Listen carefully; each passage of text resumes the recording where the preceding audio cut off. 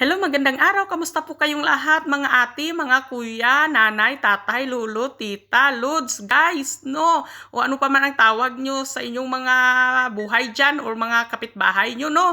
Bahala kayo sa buhay nyo, ah. Siyempre, guys, no, ipinapakita ko po sa inyo ang amin na naman pong trabaho dito po sa Wow! grape farm po or a farm job or fruit picker po dito po sa Australia. So guys, kung Wow! nakikita nyo, no, ang dami-dami at hitik na hitik po sa bunga ang mga grapes dito, no. Wow! So syempre guys, green yan nakikita nyo ha. Baka may magsasabi na naman dyan na kamyas yan, lods, or bangkiling sa Ilonggo, babangkiling, or what else, bignay, guys. Tus lukong ko ginang mga mata nyo, ha? So, syempre guys, grapes po iyan, guys. So, ang tawag po pala, guys, sa variety ng grapes na iyan, mga lods or mga ate, kuya, tita, is autumn crisp, no? Green na green po Wow! talaga yan. Syempre, green yan. Nakikita nyo, green, no? Kasi hilaw pa yan. Siyempre, yung kulay niya po talaga yan is green, no? At magiging ibang kulay yan, pero magiging yellow yan siya, guys, no? So, baka may magsabi dyan, magiging purple yan siya, or orange. O, kayo na talaga, no? Kayo na. Bahala kayo dyan. Mag-isip, oy.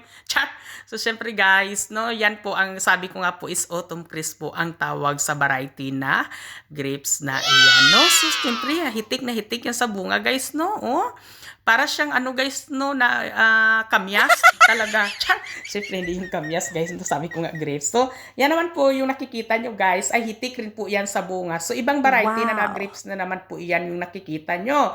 No, siyempre, green yung nakikita nyo kasi hindi pa po yan ready talaga. No, hindi pa po yan ready i-pick. No, siyempre, mapipick po yan sa mga siguro mga March or either mga February po. No, ang tawag po pala, guys, no, sa grapes na yan, muntik ko nang makalimutan, ay crimson, no? Ito rin po ay ina-export din po sa Pilipinas po, itong grapes na ito. Siyempre, yung green din po ay ina-export din yun sa Pilipinas, guys, yung Wow! autumn crisp kanina na nakita nyo, no? O, ayun yung artista, guys, nakayakap sa puno.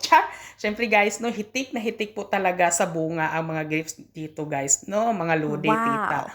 No, bahala kayo sa buhay nyo, eh. No, siyempre yan, oh. Ano, kung nakikita nyo, oh, syempre hindi naman yung ilong nakikita nyo ang nakatingin, no? Syempre ang mata nyo talagang nakakakita niya, no? Ewan ko, nakapiritla na ko, guys, kahambal, nagawas na gid ako nga ano, nga inunggo, Syempre, guys, no, kapoy sige Tagalog, guys, no? So syempre yan naman po, guys, ang aking share ngayon sa inyo, ang mga grapes dito sa amin. Salamat po, ingat po kayo palagi.